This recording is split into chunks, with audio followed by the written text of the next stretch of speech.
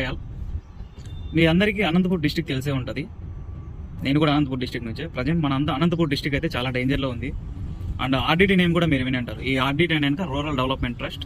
ఈ ఆర్డిటీ అనేది క్లోజ్ అయ్యే స్థితిలో అయితే ఉందన్నమాట. ఇప్పుడు ఎందుకు క్లోజ్ అవుతుంది? రూరల్ డెవలప్మెంట్ ట్రస్ట్ ఏం చేస్తుంది ఈ ఆర్డిటీ? 1969లో అయితే కనుక అనంతపురం అనేది చాలా పేద జిల్లా అనమాట. అండ్ చాలా కరువులో కూడా ఉండేది అనమాట. అప్పుడు ఆదుకోవడానికి ఎవ్వరూ అయితే లేరు.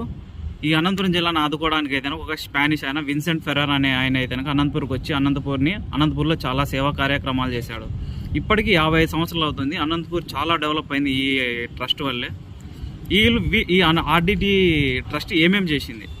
ఆర్డిటీ ట్రస్ట్ అనంతపూర్ వాసులకి అయితే కనుక ఉచిత వైద్యం కల్పించింది, విద్య కల్పించింది, అండ్ చదువుకునే పిల్లలకి స్కాలర్షిప్ ప్రొవైడ్ చేసింది, అండ్ ఇల్లు లేని వారికి ఇల్లు కూడా ఇచ్చింది. ఇలా చాలా కార్యక్రమాలు అయితే కనుక వీళ్ళు అయితే చేశారనమాట. 55 years మన అనంతపురం జిల్లాకు అండగా ఉన్న ఈ ఆర్డిటీకి ఇప్పుడు మన అవసరం అయితే ఉందన్నమాట. ఎందుకంటే FCRCA అనే ఒక లైసెన్స్ ఉందన్నమాట. ఇది సెంట్రల్ గవర్నమెంట్ నుండి వస్తుంది అనమాట. ప్రజెంట్ దీన్ని అయితే కనుక రెన్యువల్ చేయడం లేదు.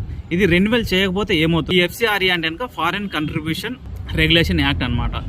ఇది చేయకపోతే ఏమవుతుందంటే కనుక మనకి ఈ ఆర్డిటీ సంస్థ అనేది మ్యాక్సిమం ఫారెన్ ఫండ్స్తో అనమాట నడుస్తూ ఉండేదన్నమాట. ఎప్పుడైతే ఈ FCRA లైసెన్స్ అనేది రెన్యువల్ చేయకుంటే ఈ ఫండ్స్ అనేది ఆగిపోతాయి. ఎప్పుడైతే ఈ ఫండ్స్ ఆగిపోయినాయి అనుకో, ఈ ట్రస్ట్ రన్ అవ్వడానికి అయితే అమౌంట్ అయితే సరిపోదు. అమౌంట్ సరిపోకపోతే ఏమవుతుంది? మన ఆర్డిటీ అనేది అయితే క్లోజ్ అవుతుంది. ఆర్డిటీ క్లోజ్ అయితే ఏమేమి ఎఫెక్ట్ జరుగుతాయి? నెంబర్ 1, అక్కడైతే కనుక 3500 మంది పైగా అయితే కనుక వర్క్ అయితే చేస్తున్నారు అనమాట. అందులో 50% లేడీస్ ఉన్నారు. నెక్స్ట్ 350 పైన గ్రామాలు అయితే కనుక వీటి నుంచి సర్వీసెస్ అయితే పొందుతున్నది. నెక్స్ట్ వచ్చేసి దాదాపు 5 లక్షలుగా పైగా అక్కడ హాస్పిటల్లో అయితే కనుక చికిత్స చేయించుకుంటున్నారు. అండ్ ఎవ్రీడే కొన్ని వేల మంది అయితే ఆ హాస్పిటల్కి ఇస్తూ ఉంటారు. ఈ హాస్పిటల్లో వాళ్ళు ప్రొవైడ్ చేసే సర్వీసెస్ అయితే చాలా ఫ్రీ అనమాట. అండ్ వాళ్ళ హాస్పిటల్ సర్వీసెస్ కూడా టాప్ నాచ్లో ఉంటాయి.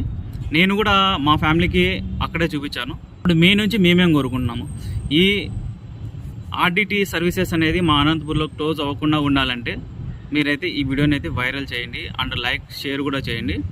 ఎందుకంటే ఒక 10 మందికి తెలిస్తే అవేర్నెస్ వస్తుంది ఏం జరుగుతుంది అనంతపూర్లో అనేది.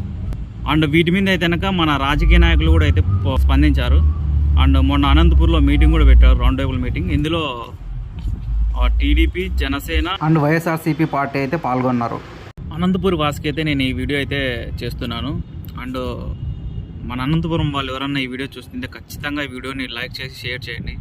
10 మందికి తెలిస్తే మేబీ మన ఆర్డిటీ మనకు దక్కే అవకాశాలు ఉంటాయి.